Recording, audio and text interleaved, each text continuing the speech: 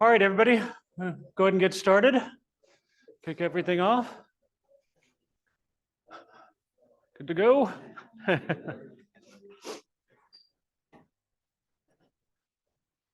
right, and we will go quickly through the housekeeping. Hopefully everybody can still hear screen. Contact information for me and Moyez, if you're interested in any topics. All right. And if anybody's interested in doing code, I'll finish letting Moyez address the crowd.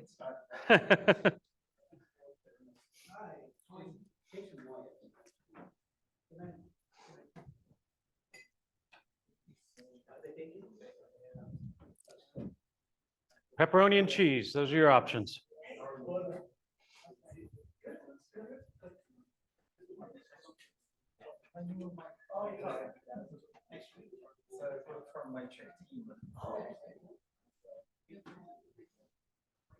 All right, well, everybody knows the deals. Would love to have people, anybody interested in helping guide the content for this group, please reach out to me. We have our LWC and server-side expert in attendance, Nathan. Is Priyanka here yet? I haven't seen Priyanka. Nope. And then Jade may or may not show up later remotely. Oh, hey, we got some more people online. I'll make sure you guys can pipe in.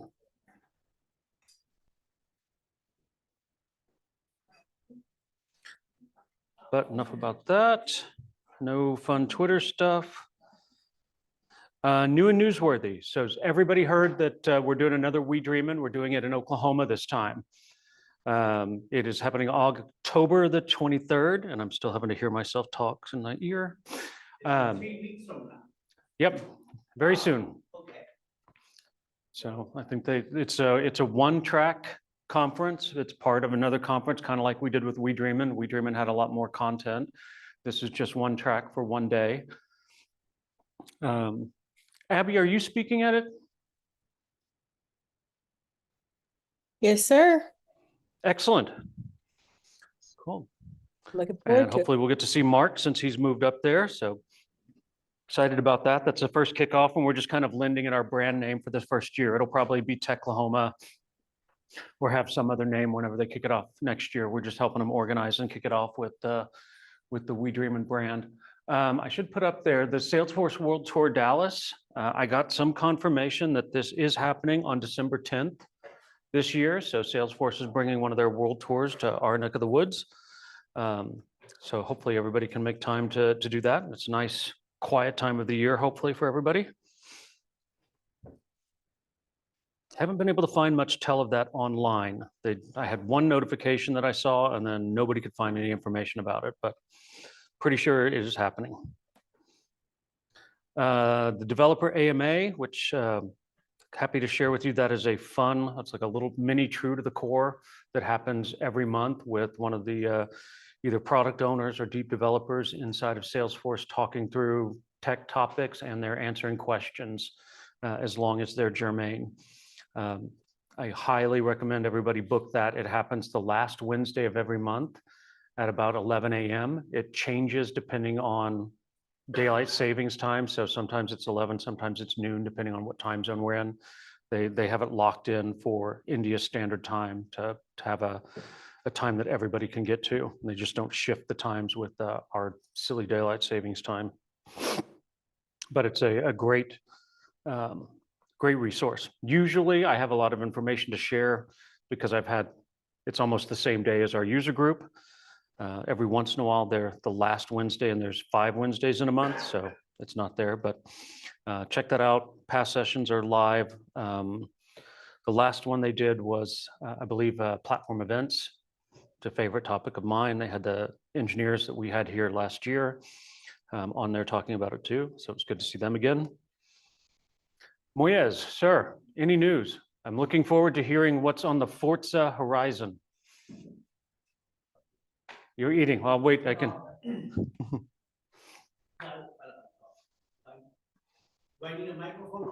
I'm bringing it to you.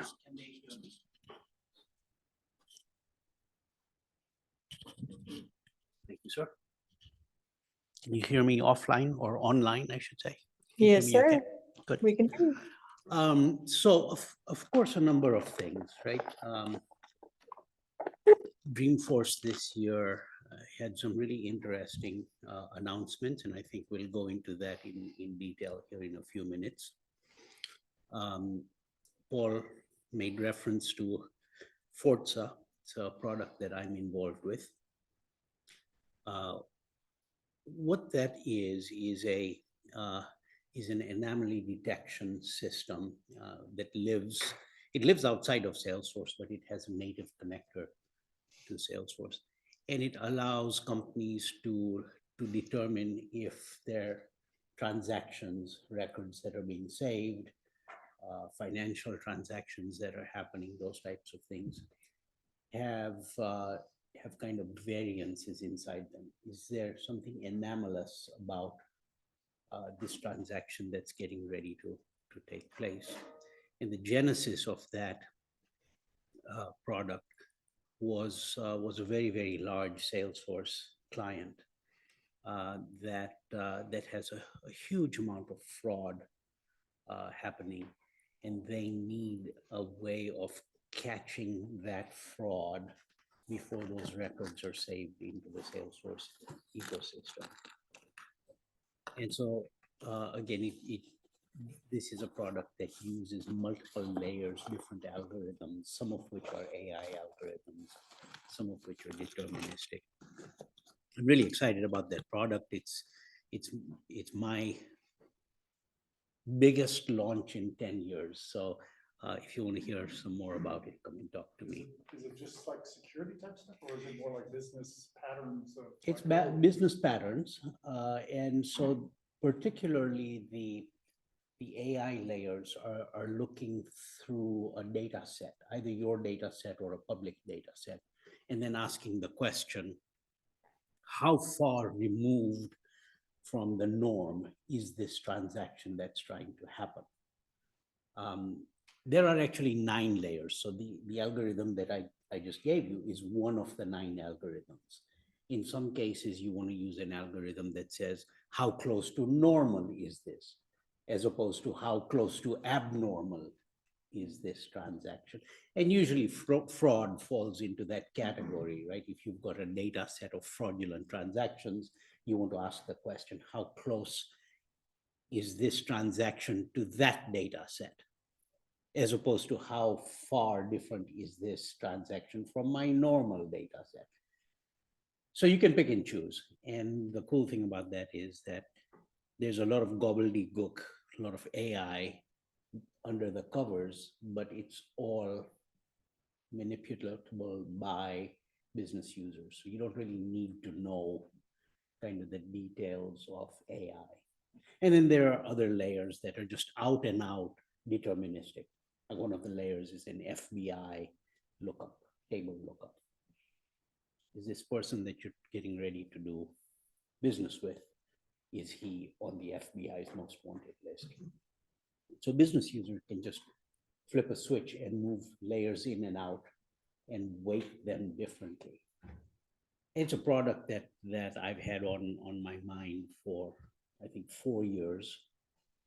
And now today, I think, in the last 1 year, we've been able to bring the computing power to bear. Remember, I mean, one of the really expensive things about traipsing through very large data sets, the expensive thing is the processing time. Right? And so for every transaction, you're looking through millions, if not tens of millions of records and making decisions in the moment. Well, in order to do that, you have to bring massive processing to bear. Guys, I could talk about Forza forever. Come and find me and we'll talk a little further. Otherwise, I think Sarah has a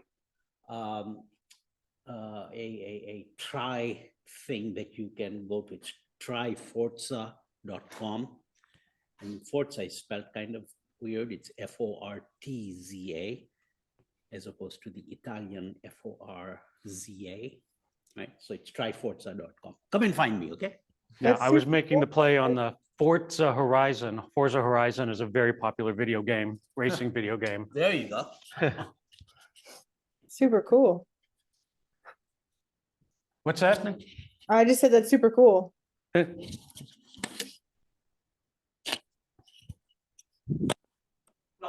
Of course. All right, so I did grab a handful of slides from a couple of different sessions. I thought I could at least start out talking about those. And if they spur any conversations or questions, bring them up. Let me know. I'm going to go ahead and put 2 microphones out. Maybe 3.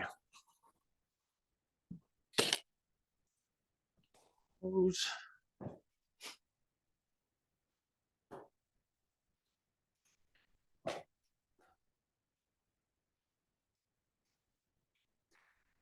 So platform events, and I think I missed the good slide.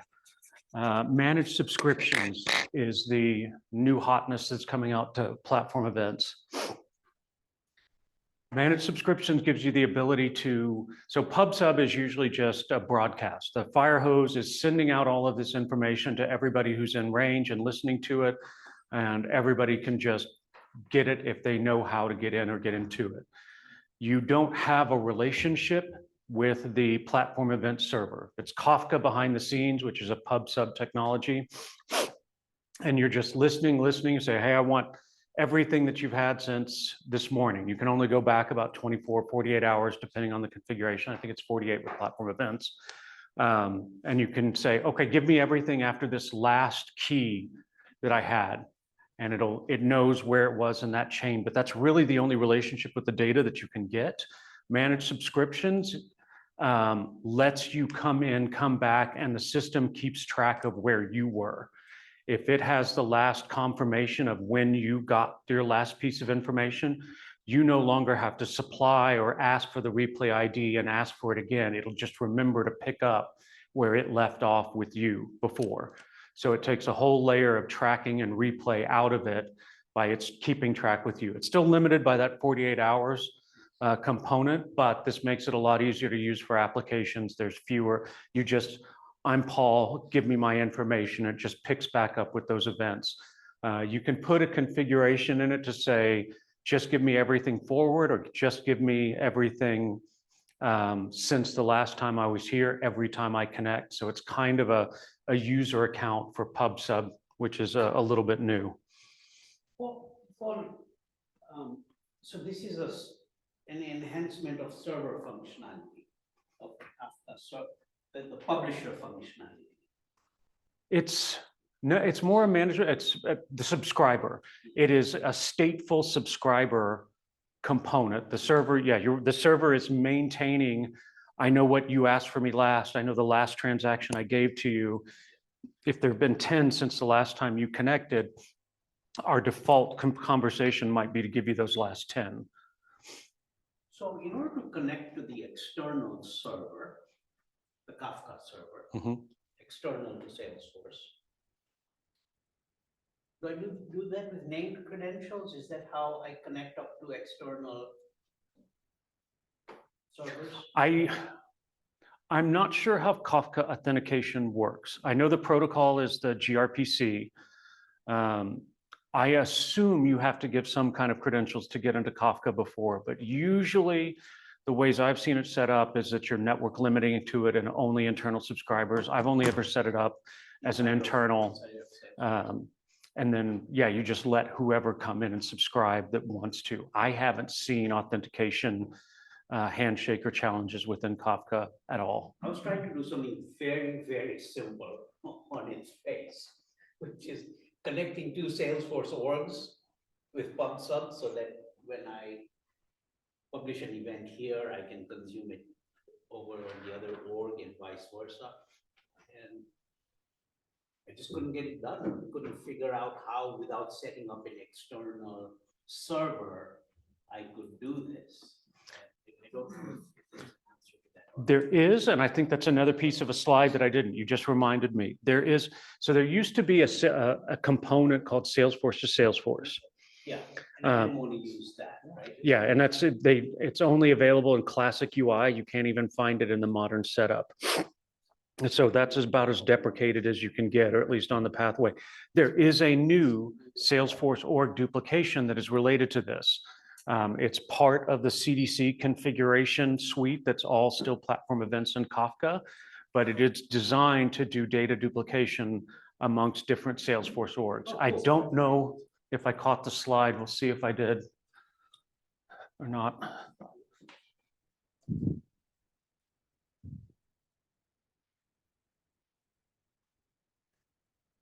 I think this is all.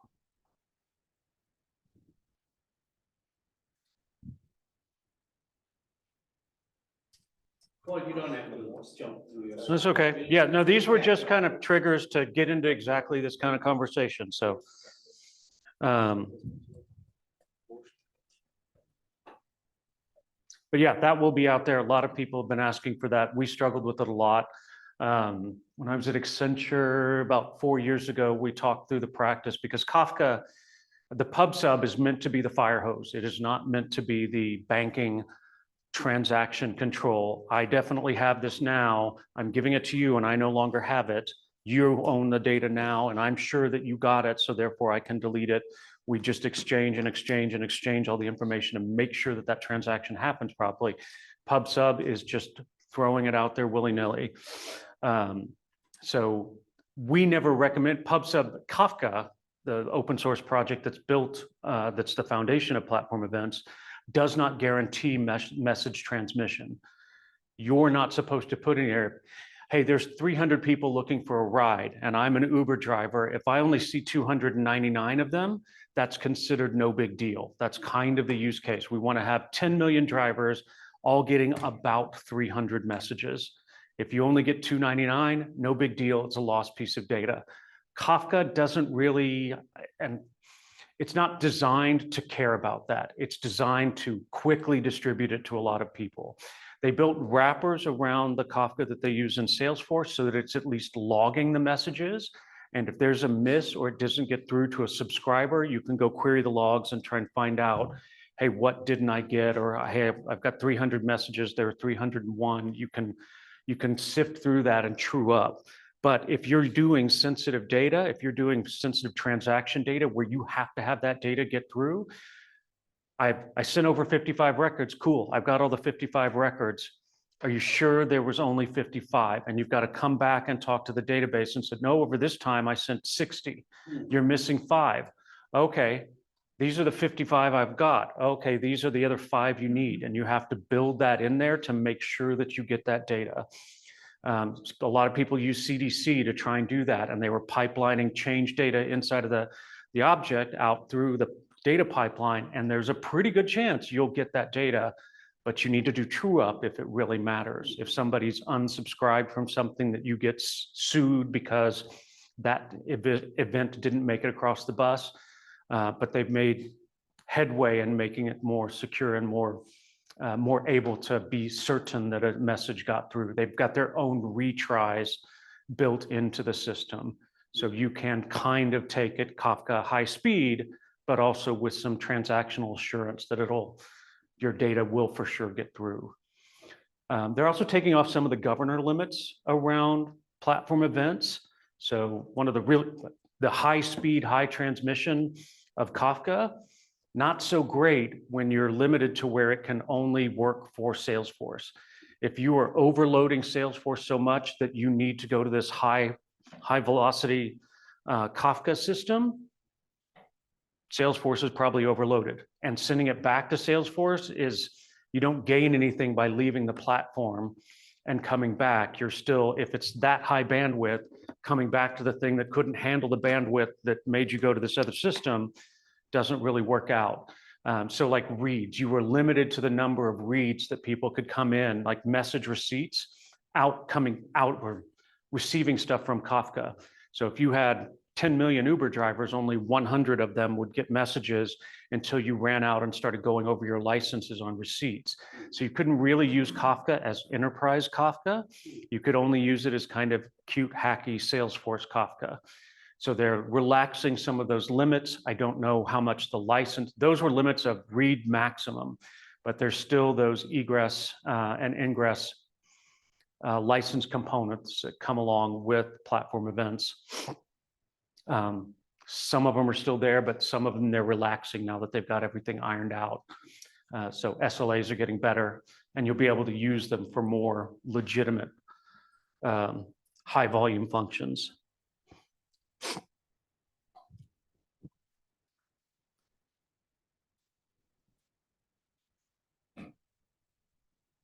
Yep, callback handler.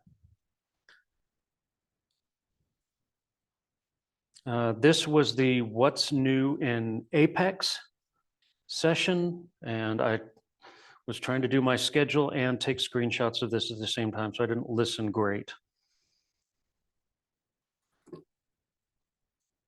Do you know anything, Nathan, about this all or one,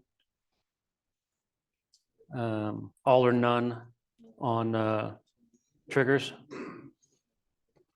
All or none means that if you submit a list of events, either Microphone, please. they all have to be successful.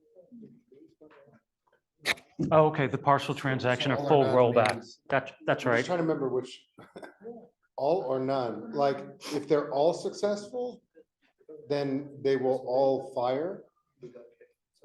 If one fails, they all fail, but if you say all or none is false and one fails, then the rest fire. And there are a lot of scenarios for that. Gotcha. Like, Yeah, that's right. That's useful. The processing, if you do a batch insert or batch update and one thing fails, you lose all the rest of the data, the whole batch fails. And this is starting to allow for partial handling. It won't do an instant rollback of all of the transactions. If it fails on 201, you won't lose the previous 200. And you can allow it to gracefully succeed with most of your request. So this is saying partial save will happen with all or none false. Causing triggers to refire, I don't know what that's about. I don't know why that's part of that bullet. Yeah, and this may have been around data loader. No, like in Workato, you have a choice where you could say retry 1 time, 3 times, in case there's just like a network glitch. So it might be something like that.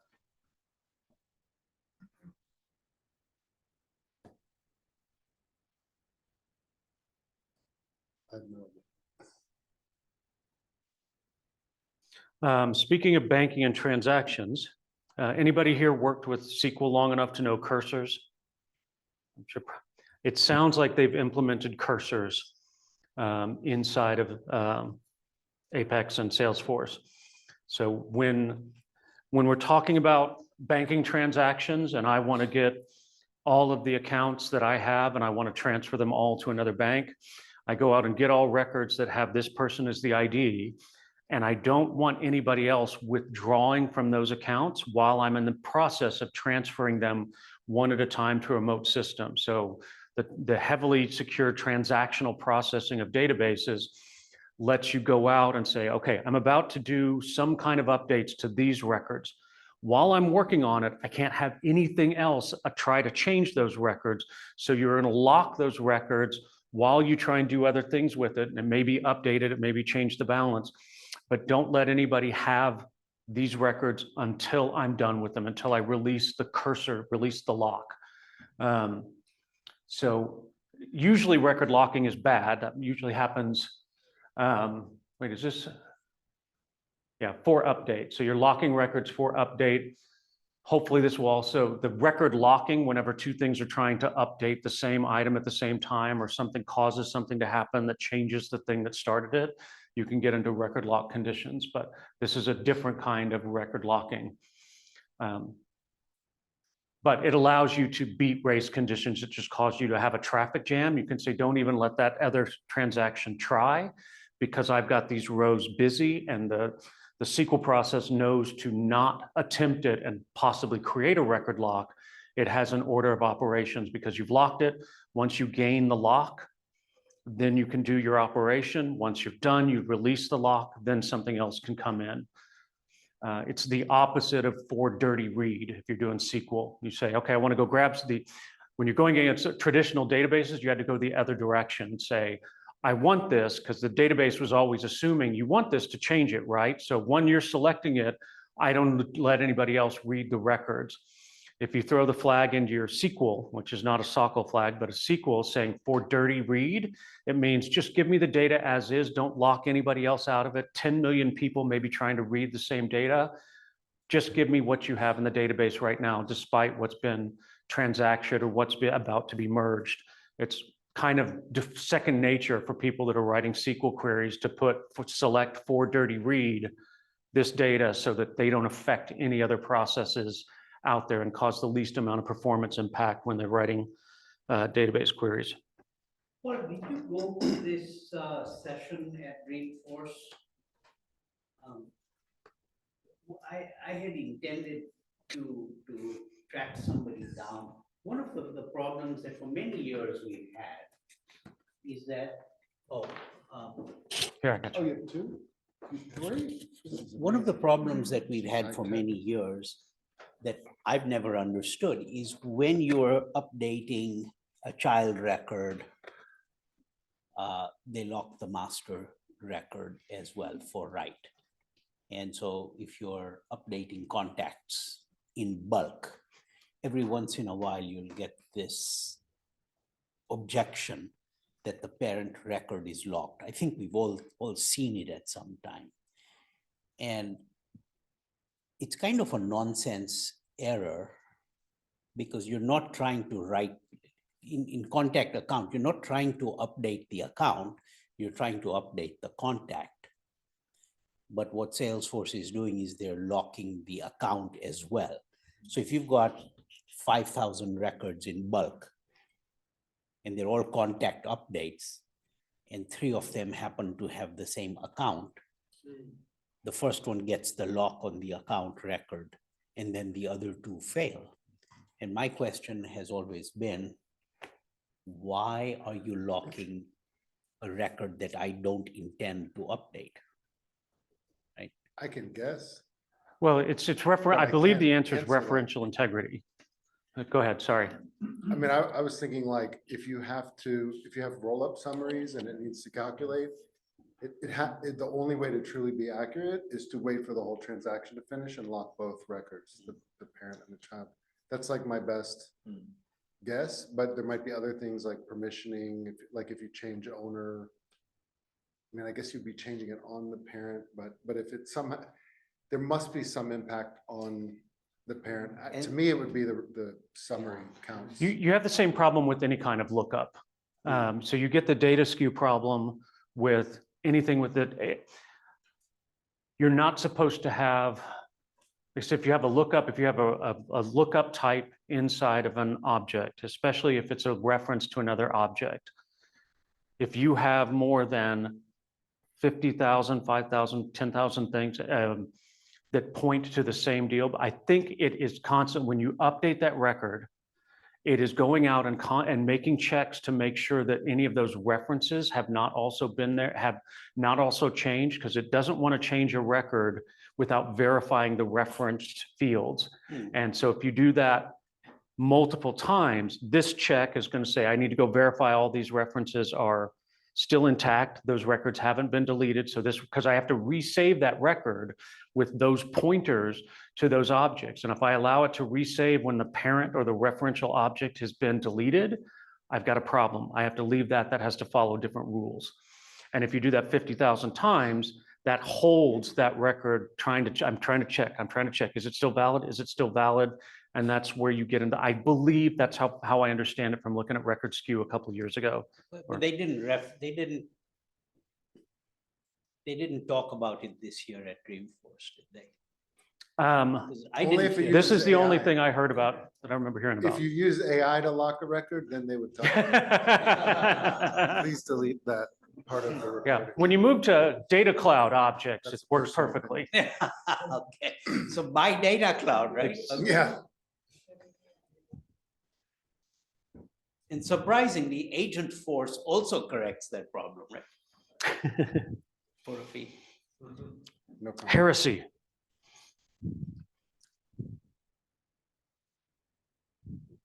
Yeah, synchronous and asynchronous processing. I didn't get a chance to ask them about scaling things out for CPU intensive. I'd be interested if you have a perspective. So if I'm working on a large data set and I know I've got to do a lot of DB compute and it's going to be IO intensive.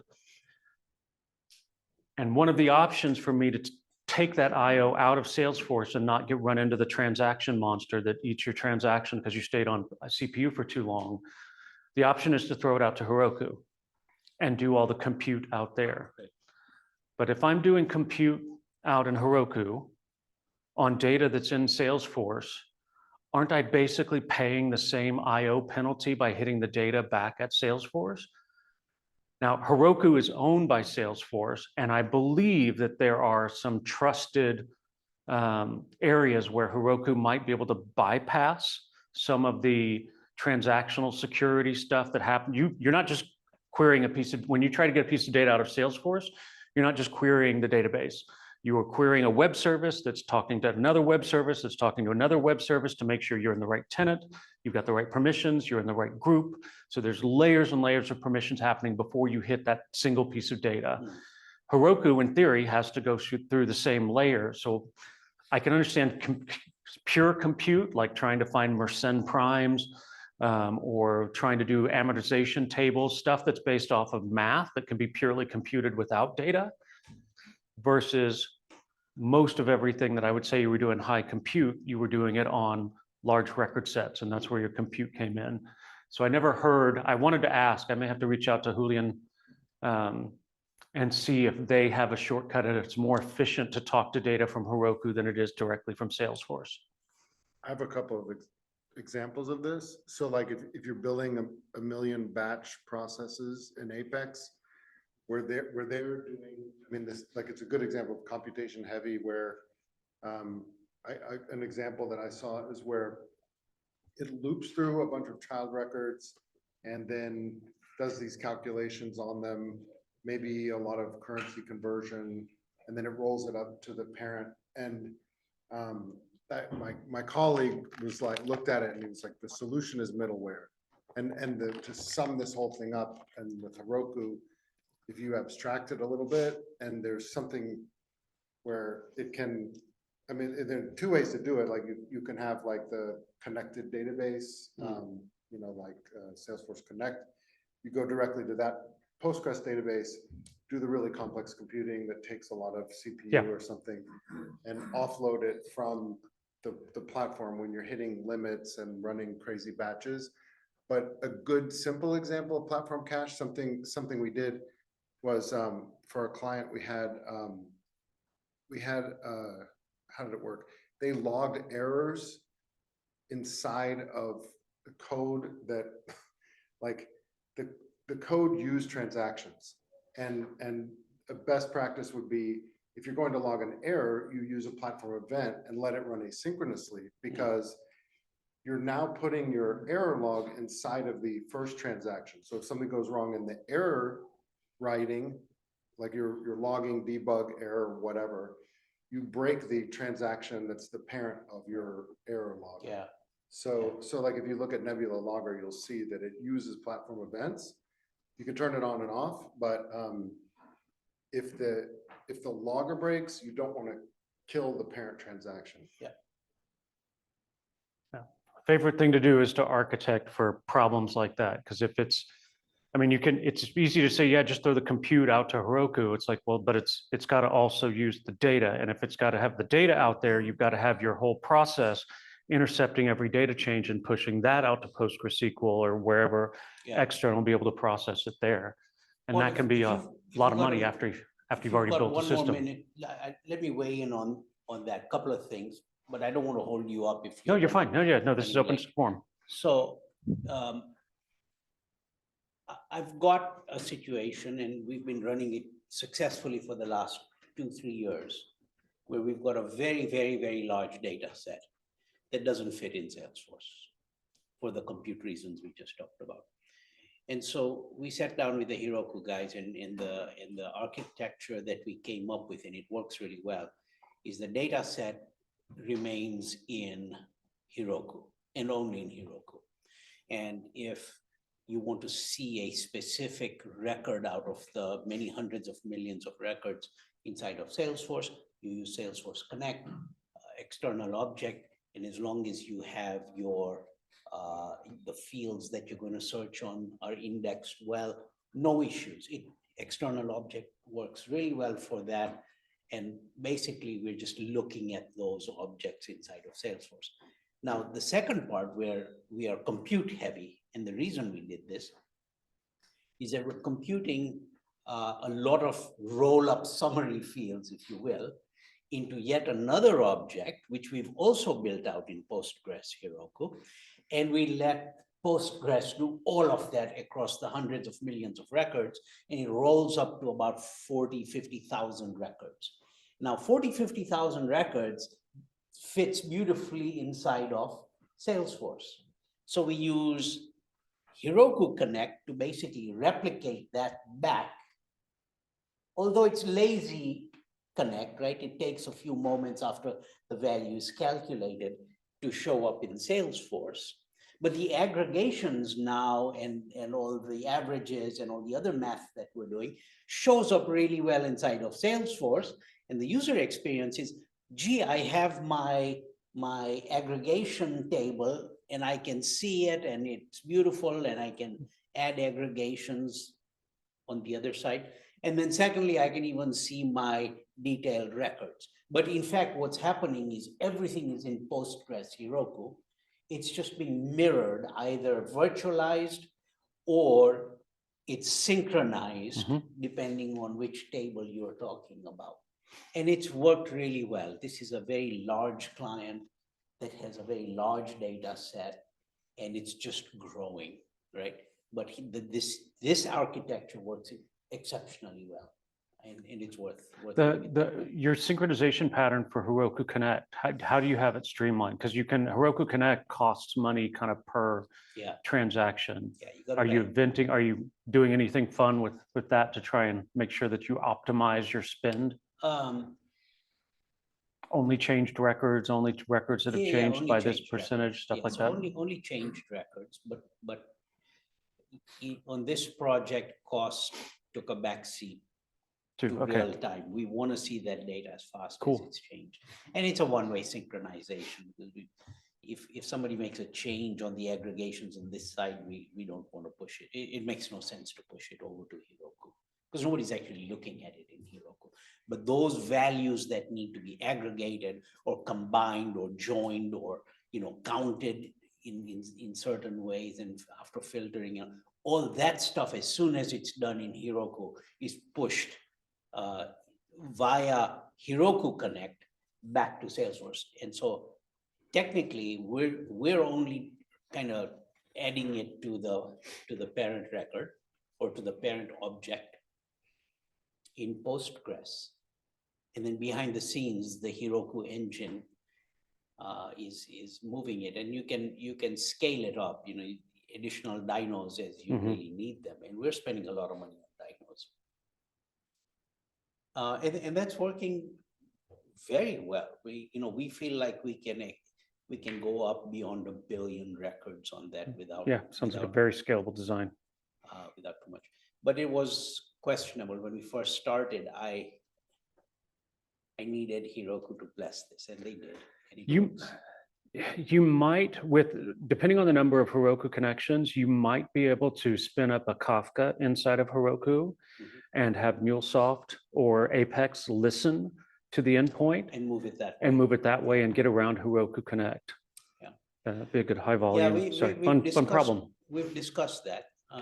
There are some financial incentives that this customer has that make the choice of technology a little bit different than they would otherwise be. Speaking of, so on tangent, good segue. There's an upgrade to scalability and performance testing inside of Salesforce sandboxes. Okay. They are now enabling a specific type of sandbox for performance testing that will scale. There's some kind of limit. I think it was like 112 transactions per minute which was the maximum you could do on a performance test inside of a full sandbox for Salesforce. So when you're trying to max out and see where it breaks down, if you're trying to run hundreds of consecutive transactions, that limit is apparently too low to tell you whether you're actually going to hit a limit when you try and run it. Now, I don't know who's doing that level of stuff with internal Salesforce, but they have built a new scale center type and some extra features and some extra tools for running bulk performance tests. And then you can you can buy temporarily some other full sandbox licenses to work within that to do your full performance tests on a full sandbox data set. So that's out there. I don't think I swear I grabbed a slide on that. It may be further down here in my notes. But that was another good one. Very niche needs, but not big enough news for everybody to hear about right away. I would have been mad if I heard about this a year later. We could have used this at PNC like crazy. Nobody brought it up.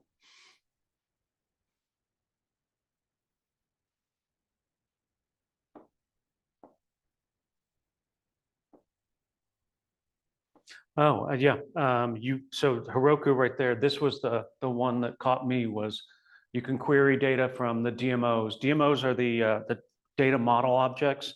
So when you bring data into Data Cloud and transform it and try and make it into closer to your customer goal, your golden definition of what a customer is or a transaction is, they end up as kind of translation filters. You have the raw data that you import from your source, and then translation mappings that are stored as Parquet files. So you can query those Parquet files and they will route that query through to your static copy of the data that you pulled into Data Cloud. And so now you can write SOCL against a DMO, a piece of data that you've imported into Data Cloud. So that might give you another offsite storage option, a high speed, very near neighbor queryable data source for Salesforce. For Data Cloud, going to be the same as Tableau, not the same, but if there's one for Tableau, it's going to be, you're going to have one. Data Cloud's connectors are growing faster than any other piece of their ecosystem. I think they've already passed MuleSoft in the number of data connectors that you have. So I don't know. I assume Tableau being owned by Salesforce also will be kept in the loop for that. But I don't know where you would point Tableau at either Snowflake or Data Cloud to pull data in. You wouldn't necessarily point Tableau at other places. They may be trying to force everybody to go through the Data Cloud funnel and not making that an option for Tableau as quickly. So the reason I asked is I asked them about a connector for Tableau to Epicor. They said, don't hold your breath, not going to happen. Does that mean Data Cloud probably is not going to have a connector? I wouldn't be surprised if it showed up on Data Cloud's roadmap before it showed up on Tableau's. Well, the other thing that was kind of interesting with the Tableau keynote was that they mentioned that they are rewriting Tableau to be native to Salesforce Core. Okay. So that's going to move basically Tableau into Salesforce Core, meaning that probably the connector that will be available for Data Cloud will be also available natively to Tableau. They talk about a timeline for. Well, Or so that was migration. interesting. I talked to the Tableau people, and they said that there's still a lot of uncertainty around exactly when the new Tableau Einstein becomes, GA. But probably things will start getting more solid in like 9 months. So So it's within a year. Yeah. Wow, that's a big piece of code to But move in of a course, year. the keynote sounded like it's right around the It's corner, right but here, yeah. probably a year is more realistic timeline. I think that what we've heard now for a couple of years is that everything that they can, they want to move to core. That's great. That I core can't wait. is kind Like of Marketing Cloud. Yeah, Marketing Cloud Growth Edition is already on Core. The whole Salesforce Foundations. I love that vision. I Right. think it's long overdue. I think that's great. So Salesforce Foundations, I thought was kind of a good vision. Yeah. And I don't remember now if the foundations, they talked about something about foundations being available for us to play with, but am Yep, it's a. Is that the free SKU you platform can- only version of Salesforce, the foundation, or that, no, I'm thinking of Starter, sorry, I don't, what's Foundations? Foundations is the core technologies that all products will use. And it's got a certain set. Do you remember what the certain set of features were that? There are obviously limits. Well, I think this is like a bigger discussion around where Salesforce is going with their licensing model, and it seems like they're gradually transitioning to a per-use model, right? So a lot of these features that they're adding, like you have access to basically Marketing Cloud as or the part of the foundation, and you have a certain volume, and I think it was like 2,000 emails per month for free included in the foundations, and everything else will be paid extra. The same with Data Cloud, right? You have access to 10,000 Certain part of profiles it is in free foundations. per yeah. year, but then everything else is extra. It was the first time I'd heard the word foundations, but I thought it was an It's a interesting. Sales Cloud, Service Cloud, Marketing. little bit it's of got, everything, Data yeah. Cloud, it's got all of these Yeah. features included, but it's kind of limited in functionality. And I think as they realize that, with Agentforce, you're inevitably going to reduce the number of users that an org ultimately needs, right? Because like all of a sudden you don't need 50 agents, meaning 50 Service Cloud licenses. Maybe you need only. I can't believe All you right, said well, that. fun talk about large data volumes. Sorry, we had some technical difficulties on the recording, like nobody watches these recordings. Event monitoring and scale center. I'm excited to see more of those. I think we talked a little bit about the UAT and sandbox stuff. Yeah, I think these are snippets from the scale center thing. I just remembered something cool. Salesforce Inspector Reloaded now supports listening to platform events. So if you're building them and testing them, it's in Reloaded, so you don't have to build like a comment listener and Java. See, I was going to ask you about that. One of the three things I saw, so Java, gRPC, Apex. What's that? And then for listeners to the platform events, they included Lightning UI as being able to, and that means, can you JavaScript listen to platform events? I'm very excited to find out if you can do that. Being able to write like a real-time thing that's just sitting there listening and constantly updating without hitting the server again and just keeping that connection open from individual clients would be a huge use case for it. But right now, like Java is the easiest way to write a gRPC. I don't remember what the old, before gRPC, there was something, the Comet D. Comet D. Yeah, Comet D moved to gRPC, but those were heavy. They weren't something, they didn't have a JavaScript, a client-side version of those. But I don't know if Lightning UI is just obfuscating it and using a data connector from the passing it back in. So if you use Lightning UI, you can do stuff like, this record, like let's say 100 people are looking at the same record, and then you can send a message to everybody looking at the record, something like that. But the problem typically is that it's so limited how many screens can listen for that it ends up, you typically have to find a different way to do it. So that's the listeners and the message reads that are supposedly being relaxed. So if they are really relaxed, then it will solve a lot. cool. Yeah, no, that's exactly why I was excited. It looks like you can also query the event log data into reporting and analytics. So you can see, you can get to establish a baseline of event errors and so forth.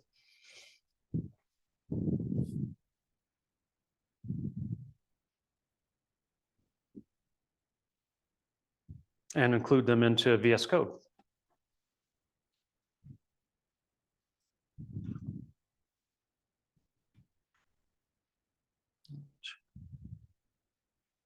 If anybody wants to grab that, I think that was the end of that, what's new for Apex.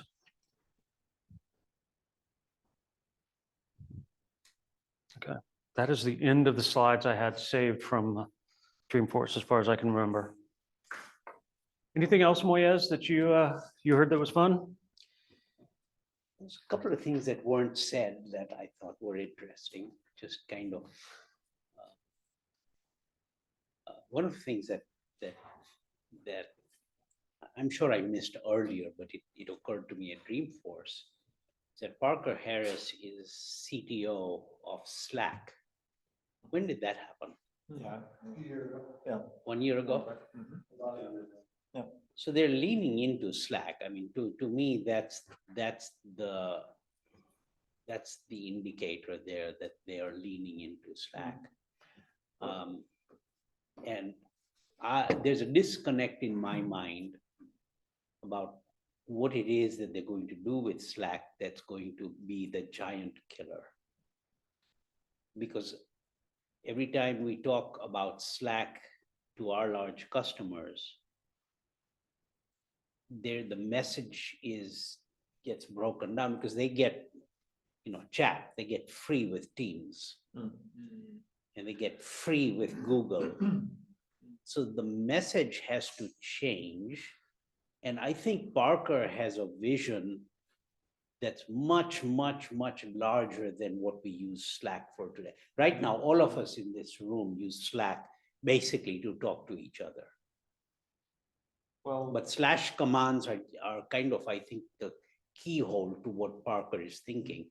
I'd love to get inside his head and kind of see where he thinks 5 years from today, because it has to turn into a giant killer. well, there was a little glimpse of that at the True to the Core session, where somebody from the audience asked a question like, how do I do this in the UI? And like, I have different users and they're trying to see different data. How do I make the, dynamic, page layout, conditional, blah, blah, blah.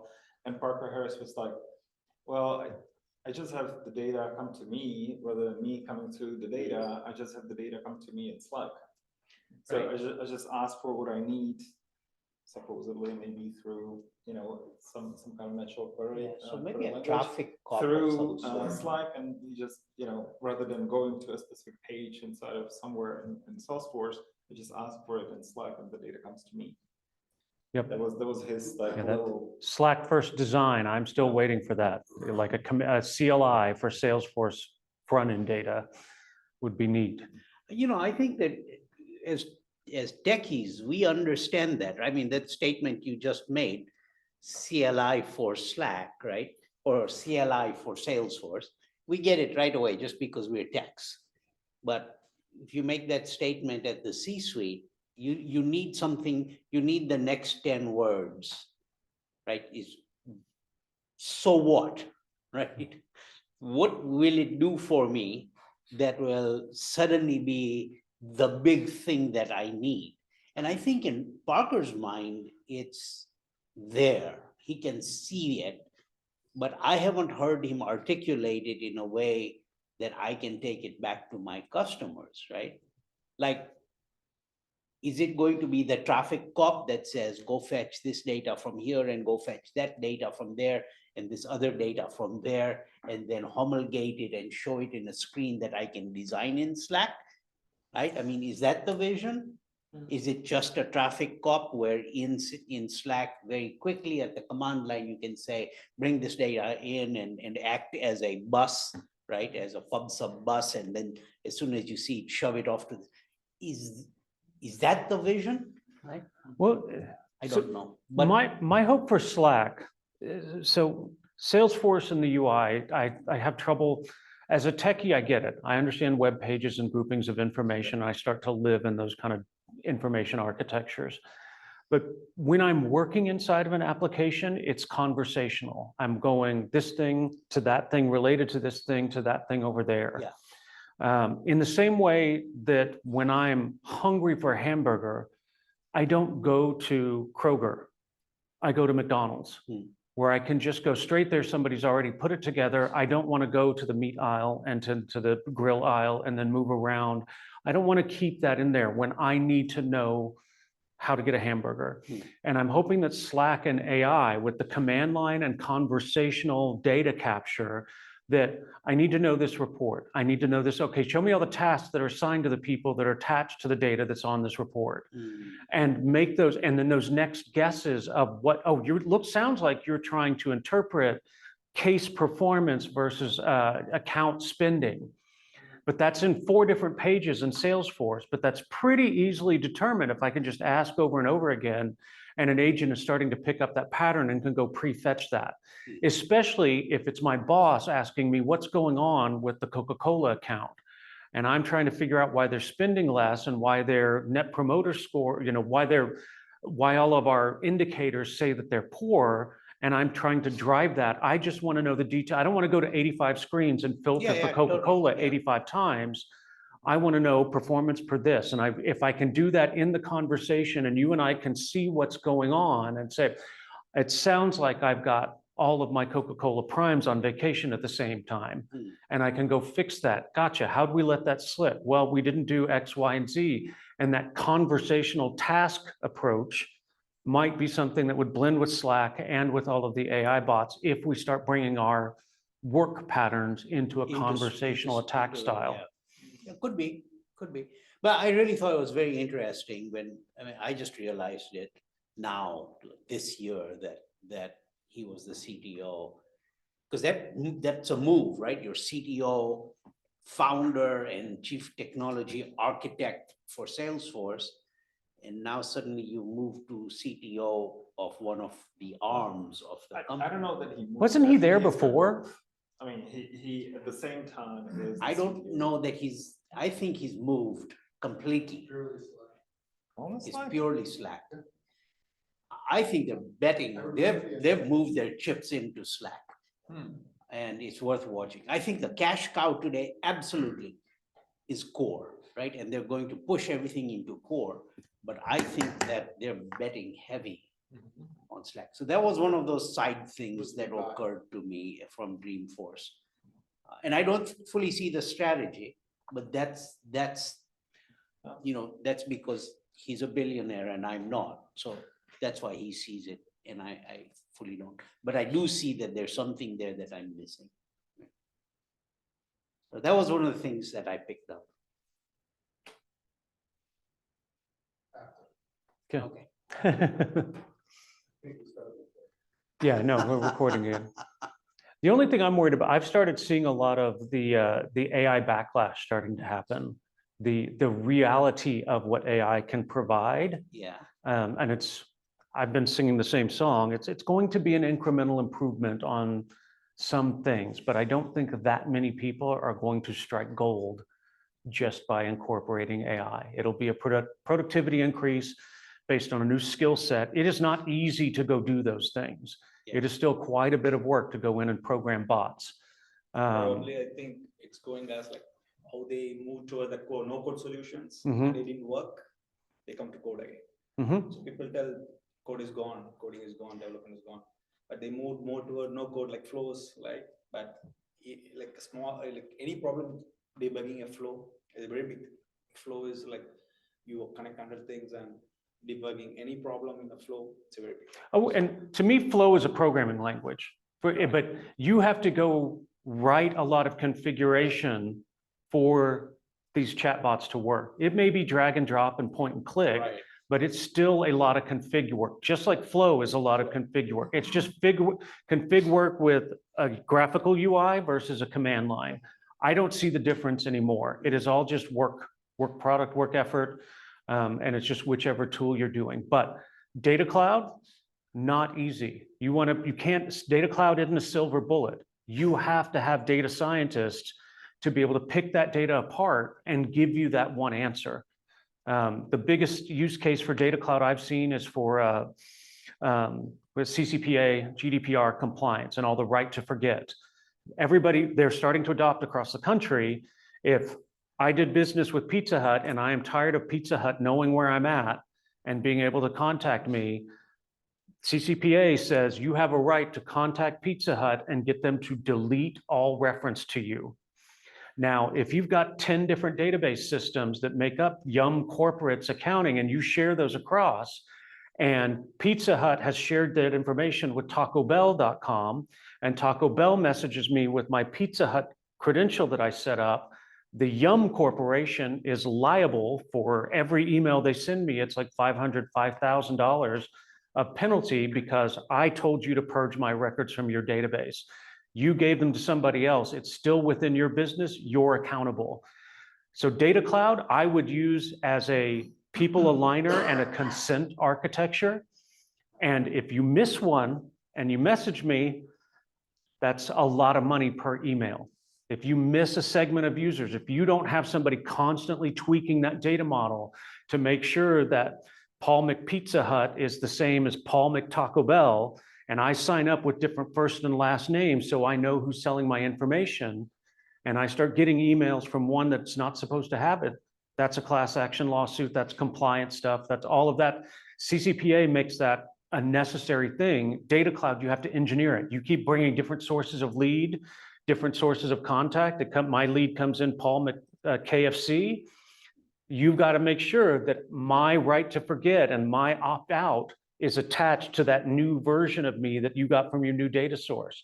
And if you don't have engineers on the line writing the fuzzy lookups that catch the fact, it's not on me to give you enough detail to tell me apart from everybody else.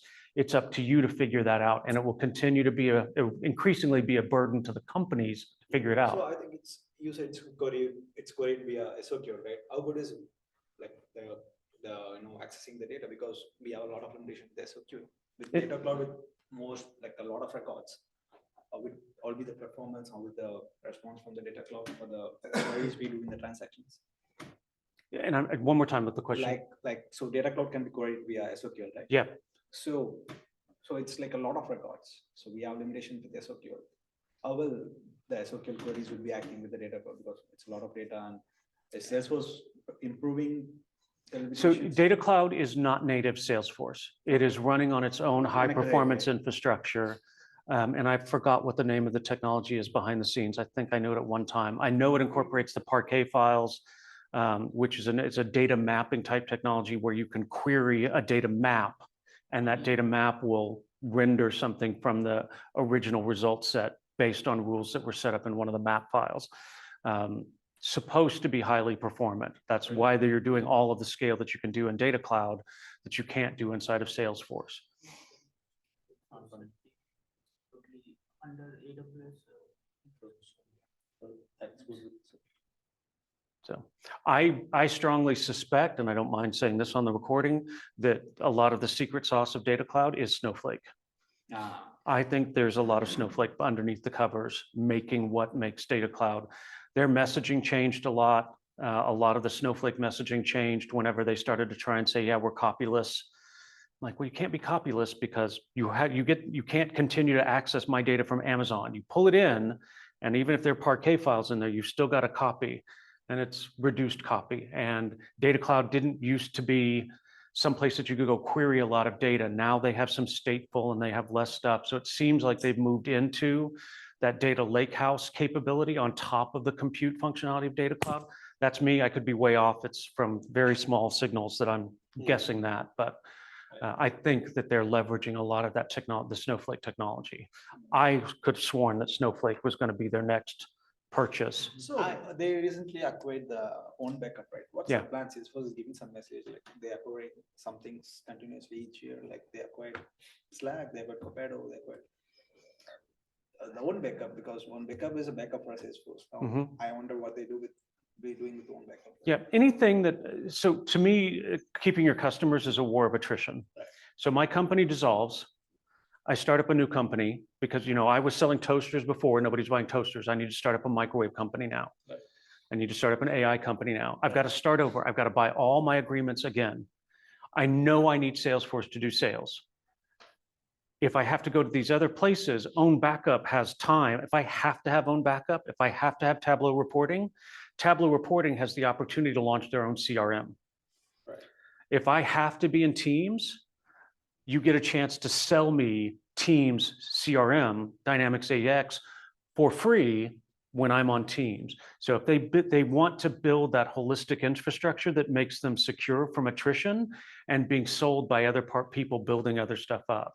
ServiceNow would have been a good competitor. I like Service Cloud way better than I like ServiceNow, but ServiceNow has a lot of functionality. But if you integrate a lot with ServiceNow, you get enticed by ServiceNow's orders. You've got a relationship with them. They have their own AI component. So the more holistic their infrastructure is, covering everything that their main customers might have, the less opportunity they have to get sold off to other things. So backup, one of the things. I think Capado own or GearSet would probably be next. Or yeah, GearSet. Capado is doing well because like, so Capado is on the, they implement on the Salesforce. Basically, it's an org, like you maintain the pipelines, the deployment org. So Salesforce suggests Capado to get, and Capado is license based, and that license are too much. So it's like I feel like Capado is making a very good revenue. But if anybody have implemented Capado, had experience, and I did not like it. I really want somebody to tell that, because it's got a great roadmap, and it does a roadmap, but the Git actions are that happens behind the deploy button or the validate button and the merge conflict and the way it passes the code and duplicate things. It's so hard. It's nothing out of, it's like just a project management tool with actions with buttons. So it's nothing related to DevOps. It's just a tool, like no scripting. Nothing. Yeah, GitHub Actions is much easier to configure, and there's a handful of things that are a lot easier to configure than Capado. A lot of things go out of our control. Like whatever we be careful, like the code, how it passes. It's very tough. Like so probably I spoke to one of the product team to them. They say they're going to improving it, and but like let's see. Like I don't know. Like it's a very big headache. Like I would say, like the way if there are a lot of developers working on the same component kind of thing, it's a very big issue. I wonder if DevOps Center was an investment to drive the price down on the Capado acquisition. Because it was right around the top. Capado was everywhere, and then they came out with DevOps Center. Like, this doesn't make sense. Why are you advertising both of these? But it may be, well, we've got our own. We'll pay you $2 billion, not $4 billion. So we'll see. Who knows how those machinations work? Anything else that you saw? Well, just quick note on the old backup. I mean, it was very fresh, right? It was announced just like a week before Dreamforce. So I talked to the native Salesforce backup people, and I was asking them, so does it really make sense to continue to use both products in the future, right? And like, yeah, we don't really know. We can, comment on that, but it probably doesn't realistically to have two basically competing solutions for the same problem, right? So there's going to be some consolidation, I would imagine. Yeah, I was looking at GearSet because GearSet had introduced backup capability, and it's a much more favorably opinioned from the people that I've talked to over Capado's usability and stuff. So I spoke to somebody on the own backup team, and they had a slightly different take on why this is going down. Stop the recording for a moment. Yep, hold please. The thing that confused me about that announcement is, why do you buy a technology? Everybody heard that right? Sorry, I had another glitch. I'm switched back. We're getting back into the interesting conversation. Slack is coming up with a new concept called records-based channels. Okay. So there'll be a record for each channel, and they'll be associated in the Channel for Slack. See, just to make you happy. And that'll be great because it's like, you are getting channel, so many channels. Yeah. So that'd be great in order to organize channels like records. So you're. It's the other way. There'll be a channel for a record. So there'll be a channel for a record, recordings can be set and things like that. So that, unfortunately, it's on, right? So Yeah. So it's. We're gonna have to channel for record would be kind of crazy, right? I mean, they'd have to push No, it out to people. the concept is not like it's going to be on your Slack left side is going to scroll up 10,000 channels for you. Yeah, like channel for record seems crazy. Yeah, so that's not the concept. That's not the concept. Oh, I But see. you'll able to see that in the on the record page there will be a Slack kind of interface, or the same technology available within Salesforce. So I work for Salesforce. I cannot talk about. All right. You know more than we do. That's so I think, so what killed email is the fact that we over automated it and integrated it to everything. It's now noise. It's noise I don't look at except for the beginning of the day and at the end of the day. Slack, I think one of the things that made it popular is how unpopular it was. Developers had a protected place to go work and communicate that other things weren't able to trickle in. And once we do that, if we wire up Slack and make it to where it becomes the endpoint, I think people will just move to another quieter room. They've got to figure out how to man the UI and make the UI flexible enough to where you're not flooded with conversations, that you can go pick and choose those. And I think that will be the key. And that's probably a big redesign that Slack needs to do. You mute certain channels, mute certain conversations. If I'm going to my Salesforce org Slack, I only see the channels for the last 10 things or objects that I've looked at or that I've been notified in the last hour. And you start reducing those and dropping them off to make sure that I can only see 10 things at a time. And you hide a lot of my history and you only keep the relevant ones or the conversations that include these people. And there's got to be a lot of smarts behind that to make that to where you can control the overflow and allow you to manage the entire set of the information. So you don't think that Slack should incorporate like an email type service? I think it'll kill Slack as soon as they do that. I think you can put Slack into other things. Yeah. I get my Google Drive is connected into my Slack, and it's just noise. I'm like, what the heck is this thing? Like it's sort of its own thing. Oh, yeah. It's like, what is that? Like, so I finally go and look at it and see what it is, but I never use it. I always use my links in Google Drive, and whether it's shared or updated or a comment, right? I go to my email. Like, I don't know, just Slack for me is just noise. Now I know other people might look different. Yeah, I've stopped using email. Like 10 times over. Yeah. Noise. Yeah. So I mean, that's kind of the problem today, right? Working on a project, so you have emails related to the project, you have Slack notifications connected with the customer on that project, you got Google, Google Drive, document Google Chat, and notifications, it's all over the place. So like, I mean, I can see a future where you have some kind of a one unified UI. Maybe it's the Slack of the future, maybe it's something else, which is a conversation like, catch me up on this project. And actually Microsoft Copilot does or tries to do part of that, right? But I mean, having like one avenue into like, this is Google Drive, this is email, this is like all these disparate kind of channels just in one place, just the heck, tell me what happened over the last week when I was gone at Dreamforce, right? yeah. See, it was the noisy integrations that I didn't have in Slack when I used it. So before huddles, we had Zoom integrated into Slack, and you could just type, okay, I'm chatting with the person, we need to get on a phone, I type /meet, and it would start a Zoom call between the two of us and connect it instantly. Zoom was no longer something I had to think about. I just thought I need to meet with this person. I typed it in line while I'm, hey, do you want to get on a call? And do that. And hey, okay, I need to schedule a meeting for tomorrow with you / calendar. And this, you could just think your way through it, staying in that conversational context, as opposed to hop out, open up my mail, see a new thing from my boss, get distracted, 30 spams. Okay, finally get over to my calendar. What was I supposed to be scheduling again? Go back to, oh yeah, that's right. And then come back and then open this up and then do a schedule hunt and then go chat with somebody else because I've got to, that context switching. You're exactly right. That's the problem. And I think that's exactly what Slack is going to try and do, right? And they have the right avenue to do it. Whether they'll succeed or not, I don't know. But it's in my mind that light bulb went off when they said, okay, we're moving Parker Harris to CTO. Because that means that this giant company is damn serious about this product. And that's what we should not ignore.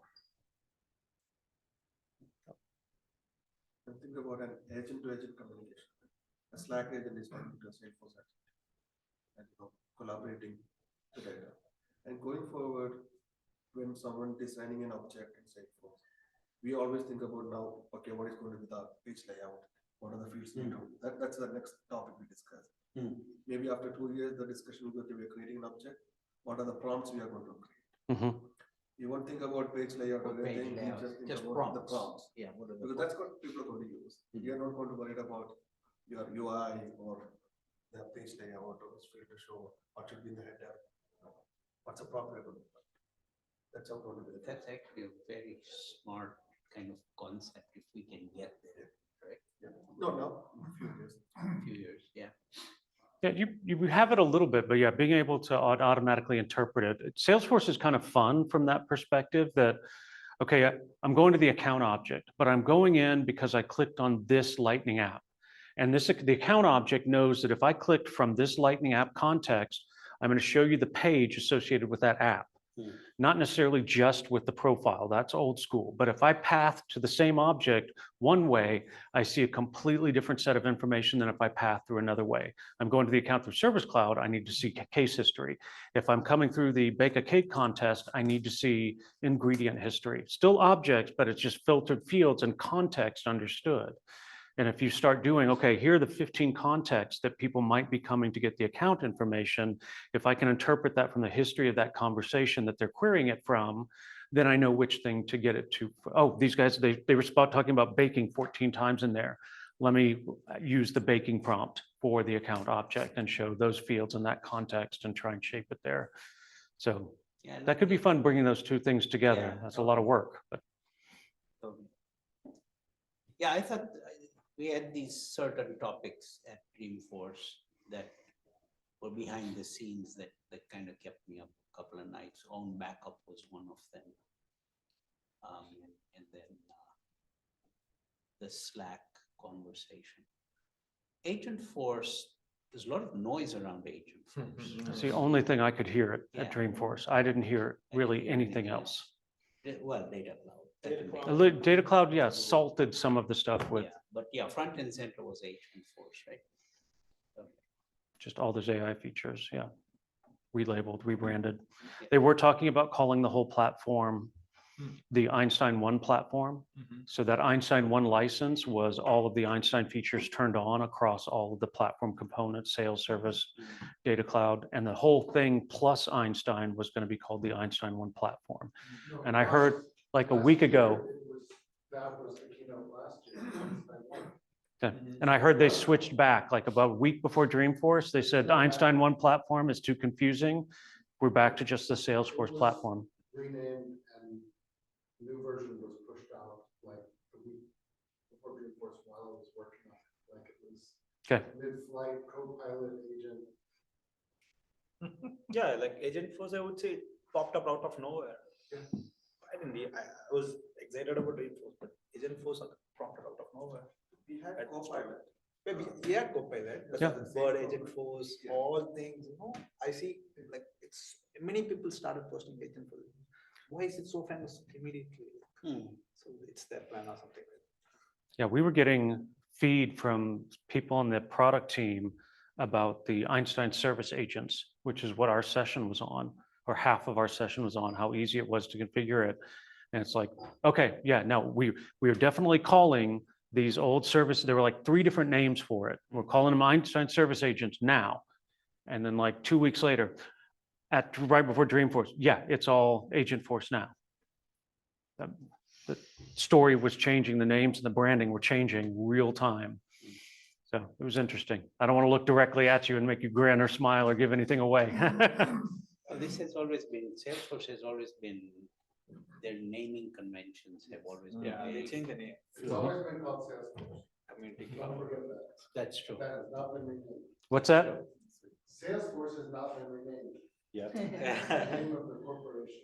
The corporation hasn't, yeah. I still call community The cloud. one thing, the one place that they should rename I it. call it Right. community. I can't come out of When I was writing book, trying to sell the concept of what Salesforce was to people, it's like, okay, there's Salesforce, which is the Benioff Corporation.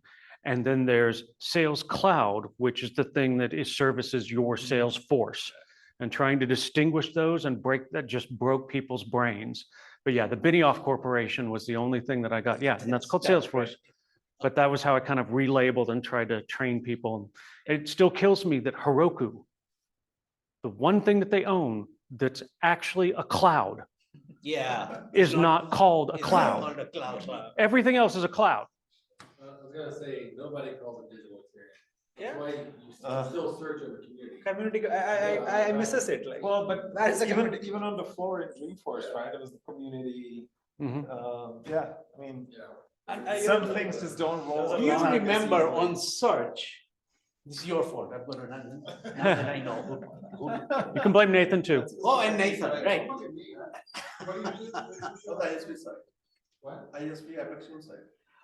Also the App Exchange. App Exchange. Yeah.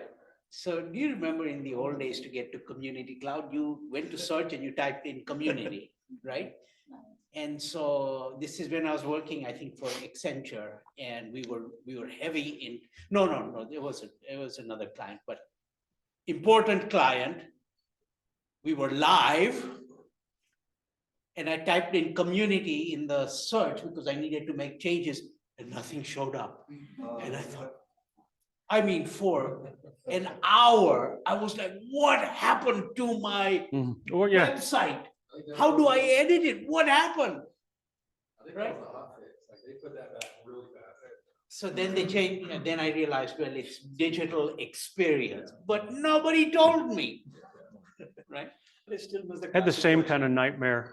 Does somebody miss the classic? I really miss the classic version. No, I'm done with classic. I'm not- If I have to move to classic to do anything anymore, it's like, how many years have you had to just Thanks, turn man. classic? Night, Nathan. Nathan, have a great day. Call me, please. Send me an email, do something.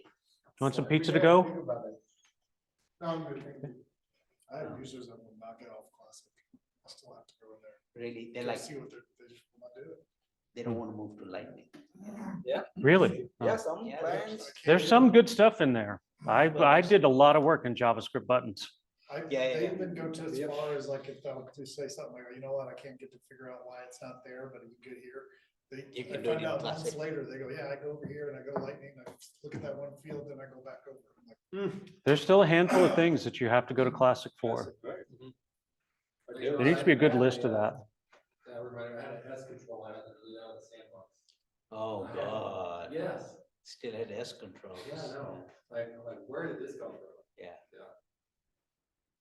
You know, look, kudos to Salesforce, right? Every release has had to be backward compatible, right?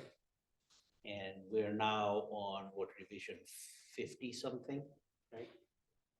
And, you know, if you're going to stop supporting a thing, you have to tell them, you know, 6 years from now, we're going to stop supporting this thing. And oh, now, you know, it's only 5 years away. Now it's, you know, a year away. And then they come to the deadline and say, well, we've postponed it and we're giving you another 6 months to deprecate. I mean, you have to hand it to these guys that they don't just stop and say, okay, now we're doing this and not that. But yeah, I think Classic is one of the, you're right. I still find myself having to go into Classic. from The time to speed. time. I love the speed of the classic. There's some things that you There's can a- only do in Classic. right? There's a custom metadata thing that I kept having to go back to, like being able to order options in a custom metadata dropdown. You could only do in Classic. Yeah. There were a couple, and that Salesforce to Salesforce only in Classic. Only in Classic. You have to trip your way And there. there's something about files, if I. Yeah, remember correctly. documents. Documents, yeah. I And have- certain things you still need documents for, Mhm. right? Even though we don't use document, you still. I Well, think it's- attachments versus documents, and yeah. Talk about confusion. Well, and confusing. So I had the same kind of nightmare working for a client and trying to fix something that they needed done quickly, and I needed to go get data loader. And so usually go into setup, type data loader, you find the Java file, you download it, install it, and you're good to go. I kept getting dataloader.io. Yes, if they miss the space or something. If you type data loader one word, Yeah. only data loader shows up. Yeah, it's like. You have to type data and stop and see all of the things that go with it. If you put the L in loader as one word, you miss data loader. Loader, I thought, okay, what happened? And I was Googling, when did they remove data loader and where is, I'm panicking. It's in the middle of a call where I was trying to be an ace and just figure this, and I couldn't find data loader for a month because they have a different spelling and the search thing doesn't accommodate the spelling. And Use the data loader in settings.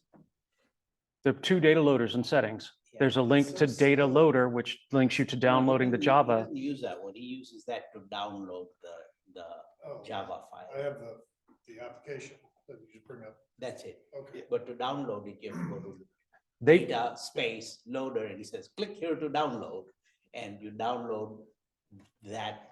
that was an exe file. acquisition a long time ago. Was They, it? yeah, just like Workbench. Separate application that talks to Salesforce data. Dataloader.io is a site where you go through and it has there's like the data import wizard, which is really cool. I love the crap out of that.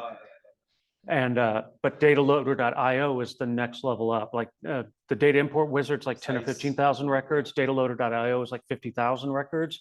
Data loader is all of everything, is tons. Yeah, as much as you can allocate memory and time and batch. So yeah, there are 3 tiers of data loader, and they've got 2 of them have the same name, just space is different. Data loader brings a lot of mapping for any data imports. Data loader has a lot of mapping, to be done properly. Yeah, and you know, create this record before creating this record and upsert components. You can go through and do some stuff that you can't do that doesn't make sense in a single transaction. But being able to batch it and have it pull from files and stuff like that, that's kind of the poor man's integration tool. You should be using MuleSoft for everything, but if you've still got flat files, if you've still got feeds from other places that can't do event-based web services and you've got bulk, you're using data loader. Yeah, but so there's a conflict between the source format and the metadata format. What is Salesforce preference? In Copado, I think it uses source format, the metadata types. So, what is the difference between the source format and the metadata format? Because some, I think, deployments require metadata, like a normal, CLIs, but in Salesforce, it saves as a source format. So, what would be the best version for metadata? Load metadata? Not metadata, like the deployments of the Salesforce metadata, like X classes or You're talking about the Salesforce XML versus the XML. VS Code source view type component, I think. And I have no idea. I haven't talked to it at any of that level. I just barely understand the question you're answering. Why one is one big XML? Yeah, so VS Code prefers one, the ADO's repositories prefers one. Yeah. And Salesforce prefers one. When you deploy, so basically deployment happens based on your repository code, right? Yeah. So when you deploy, there's a, config happens, deployment. So how are you deploying it using AnScript or? So we have Copado. So Okay. that it does its job. Even if it is VS Code, that's different. There are different. So that's a conflict I'm feeling like. So basically, the old model we had, like the metadata. So when you download custom object, it's basically gives you a one big file, Right. a one big monolithic file with all the fields and everything. When Salesforce introduced, I think 2018, they introduced CLI, right? When they introduced CLI, they decided to the model we download, the metadata is become split into multiple pieces. Right. One object will have one file, each field will have each Fields are files, different. right? So that is a new modern development, right? So that's, we recommend you to put that into the what we call the code repositories and etc. But whatever the metadata API use is still the old model. So that's why whenever using the metadata API, like Compiler uses metadata API to upload the file. So that's where there are commands for that. You can convert metadata format into CLI format. The reverse will also can be Right. done. When we use a tool which handles all this, we are facing issue like Copado. No, that is the dependency on the tool, how the tool is deploying it. So the tool has to rectify that. Yeah, the tool, So, but Salesforce acquired Copado. Now that, okay, I don't know. Compared to they that, are, okay. they are good. So like Salesforce suggests this, and and when you say it's a metadata form, this good, like you have comments to that. I feel there's a gap like, because day to day I see the deployments and the validation. I think there is a common gap, and I want to understand what Salesforce. So Salesforce prefers source format, right? You mean source format is mean the That's new, getting on. okay, CLF format. It's not about the format, it's what Salesforce recommend, right? We recommend whenever we use for the development activities, yes, the CLI, Salesforce DX, all of that represent the new model of the metadata. So that's the way Visual Studio Code, our plugin, everything downloaded, and that's how it's understand it. So whenever you want to create a new field using the not a new field like a Lightning Web Component or things like that, you can just develop it and push it using Visual Studio Code into the sandbox or into your developer org or your Scratch org. So that's how we push it. But when you do the production deployment, it's the other way, right? You use some CI/CD tool, or if you're still using the change set model, you use that. But yeah, so that's where that depends on which metadata API you're using and how you're deploying, and that depends on the tool you're using. The tools use the metadata API Depends on for the tools. yeah. I think with LW, so we can deploy to production as well as release code. Epics are not allowed, I think, but LWC can be deployed to production. Yeah, depends on your code. Yeah. So yeah, it depends on that which tool you're using and how they configure it. But Salesforce will support both kind of model. That's what I believe. And it's because of this, one is the old one file and the other one is the small files. And it's, I think they introduced it in 2018 sometime. Yeah. And they introduced the CLI. So Salesforce is an investor in Copado. They don't know. Yeah, because I never heard about Compad has been. It's Salesforce acquired. Ventures. Salesforce Ventures owns how they. Yeah. So.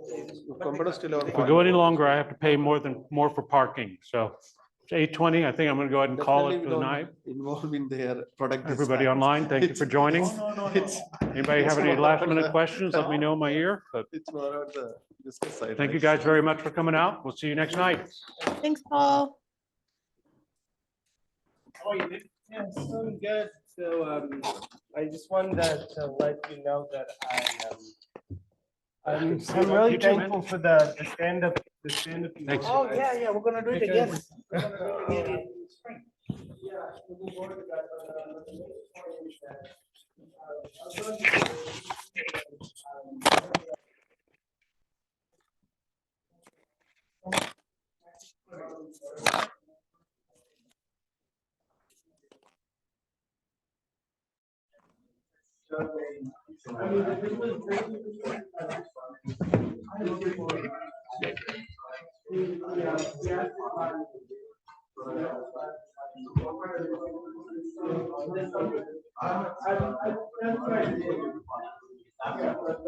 to-